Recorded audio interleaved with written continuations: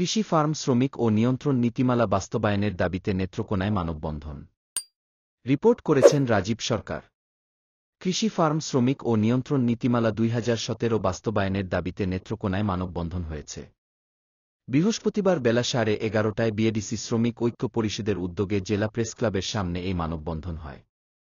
এ সময় আবুল কাশেম জসিম, পিয়াস চন্দ্র সরকার, অনিক ঘোষ, জুয়েল মিয়া, মাসুদ মিয়া, নন্দন সরকার, বাবুল মিয়া সহ বিএডিসিতে কর্মরত শ্রমিক নেতৃবৃন্দ বক্তব্য রাখেন। নেত্রকোনা জেলার যে শ্রমিক আছেন সবাই একত্রিত হয়েছেন।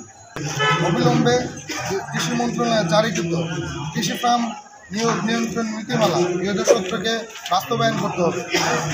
যারা 240 দিন অনিয়মিত শ্রমিক হিসেবে কাজ করতেছেন তাদেরকে নিয়মিত করতে হবে।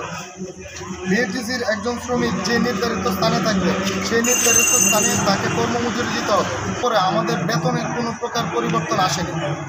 সেই সুবাদে আজকে আমরা বেতন বৃদ্ধির দাবি জানাচ্ছি।